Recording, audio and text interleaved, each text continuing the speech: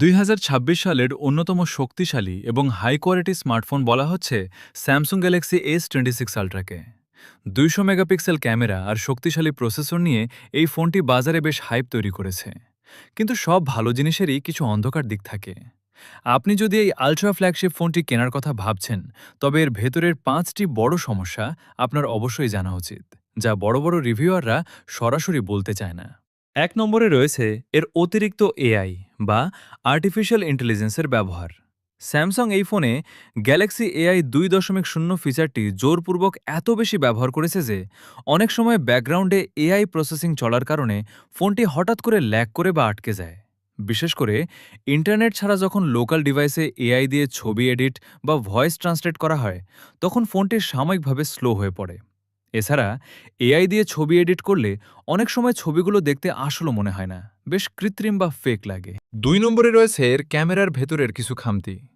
এর 200 megapixel camera দিয়ে যখন আপনি ফুল রেজলিউশনে ছবি তুলতে যাবেন, তখন ছবি সেভ হতে কিছুটা সময় নেয়, যাকে বলা হয় শাটার ল্যাগ। এর ফলে দ্রুত মুভিং কোনো অবজেক্টের ছবি তুলতে গেলে সেটি ঝাপসা হয়ে যায়।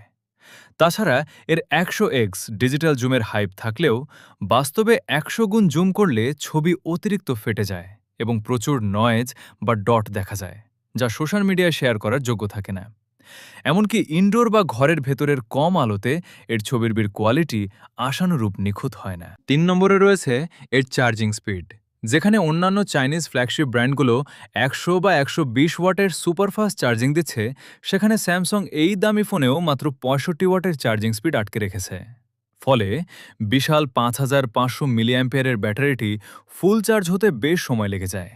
এর ওপর ফোনটিতে যখন শক্তিশালী স্ন্যাপড্রাগন 8 এলিট জেন 5 প্রসেসরের পূর্ণ ক্ষমতা ব্যবহার করে দীর্ঘক্ষণ হাই গ্রাফিক্সে গেমিং করা হয়, তখন এর ভেতরের ভেপার চেম্বার কুলিং সিস্টেম থাকা সত্ত্বেও ফোনটি বেশ গরম বা হিট হয়ে ওঠে। 4 নম্বরে রয়েছে এর ডিজাইন এবং আনবক্সিং অভিজ্ঞতা। ফোনটির দাম এত বেশি হওয়া সত্ত্বেও বক্সের ভেতরে আপনি কোনো চার্জিং অ্যাডাপ্টার বা ইয়ারফোন পাবেন না, যা আলাদা টাকা দিয়ে কিনতে হবে। ফোনটির বডি টাইটানিয়ামের হলেও এর ওজন 220 গ্রামের বেশি, যা পকেটে বা হাতে নিয়ে দীর্ঘক্ষণ ব্যবহার করলে বেশ ভারী মনে হয়। এর চারপাশের কোণাগুলো অতিরিক্ত শার্প বা চৌকো আকৃতির হওয়ায় কভার ছাড়া এটি এক হাতে ধরলে হাতের তালুতে বেশ চাপ লাগে এবং অস্বস্তি তৈরি করে। 5 নম্বরে রয়েছে এর ডিসপ্লে। স্যামসাং এবার 3200 নিটসের ব্রাইটনেসের সাথে স্ক্রিনে একটি বিশেষ অ্যান্টি রিফ্লেকটিভ কোটিং ব্যবহার করেছে, যা আলো প্রতিফলন কমায়। কিন্তু সমস্যা হলো, এই কোটিংটির ওপর সাধারণ স্ক্রিনের চেয়ে খুব দ্রুত সূক্ষ্ম স্ক্র্যাচ বা দাগ পড়ে যায়। আর আপনি যদি এর ওপর সাধারণ কোনো গ্লাস প্রোটেক্টর বা স্ক্রিন গার্ড লাগান, তবে এর ভেতরের আল্ট্রাসোনিক ফিঙ্গারপ্রিন্ট সেন্সরটি ঠিকমতো কাজ করতে চায় না এবং আনলক হতে অনেক সময় নেয়। তো এই ছিল স্যামসাং গ্যালাক্সি S26 আল্ট্রা এর কিছু বাস্তব সমস্যা এবং নেতিবাচক দিক।